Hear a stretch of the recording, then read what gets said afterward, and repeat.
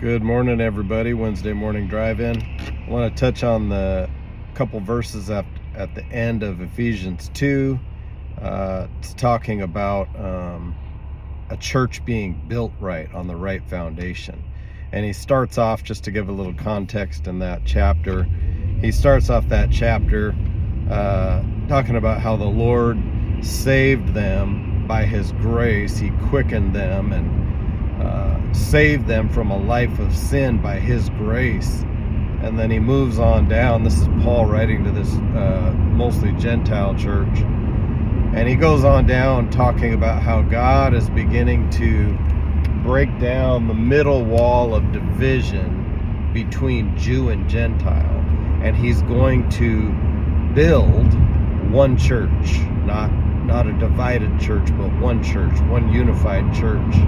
And that's where we get to our text at the end of that chapter.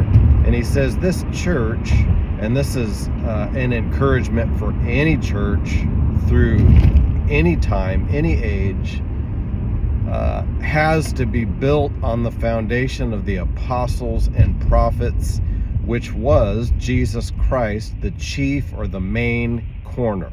He was the head corner, the God corner. Jesus Christ, his life, what he taught, the way I see it, he taught those apostles everything that was exactly right. Anything that comes on the scene after that initial teaching by Jesus Christ to those original apostles, I'm always a little bit suspicious of. So he's telling them that you need to be fitly framed together. So he's pointing at the previous division between Jew and Gentile, and he's saying you need to be fitly framed together so that you can grow into a holy temple of the Lord and become a habitation of God through the Spirit. So that phrase there where he's working on the foundation, he's saying you got to make sure you're not built on any other ideas other than what Jesus Christ personally spoke to those apostles. So anything that came on the scene after the first century, after those original apostles were martyred off, is to be taken a little bit lightly. That's how I look at it. I'm a little suspicious about anything that came on the scene after that first century, because we know that church that operated in glory for about 40 years, it fell away. The falling away of the church happened back then, and that day. He talks about it in 2 Thessalonians 2, the falling away of the church. And then couple verses later, he says the mystery of iniquity, talking about what caused the falling away. Iniquity, sin, transgression, leaders getting other ideas other than what the original apostles had, and getting lifted up in pride and promoting themselves instead of promoting Jesus Christ. That's what caused the falling away. So he says the mystery of iniquity is already working in the church.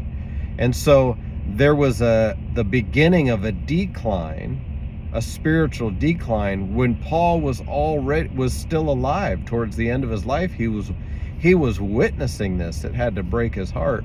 In Acts 20 and about 27 to 28, he says, after my departure, talking about his death, grievous wolves will enter in, not sparing the flock. And so Paul was witnessing this decline already happening. He was fighting against it with all his might, all through his letters. There's so many different groups of men that were trying to come in and influence people that were in the churches that Paul and the other apostles planted.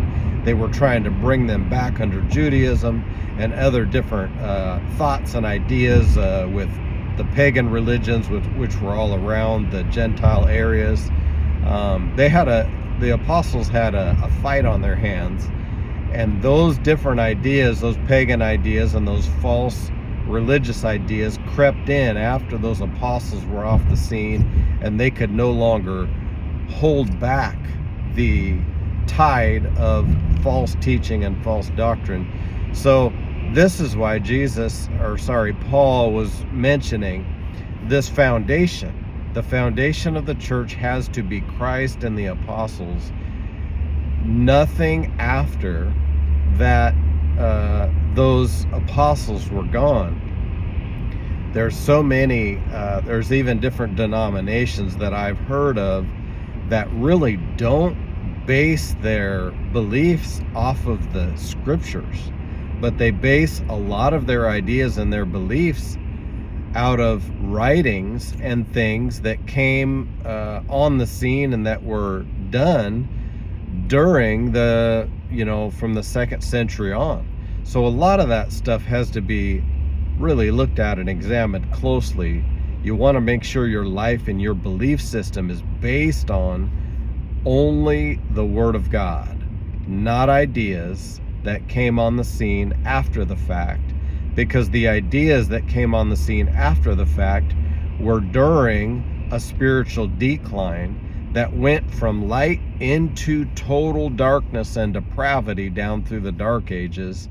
And then finally the Reformers came on the scene and began to shed a little bit of light on the situation, and begin to clear off that original foundation that was lost for so many years. So be skeptical about what you read and what you hear. Stick with the scriptures. The scriptures will not lead you astray. God bless you. Have a good Wednesday.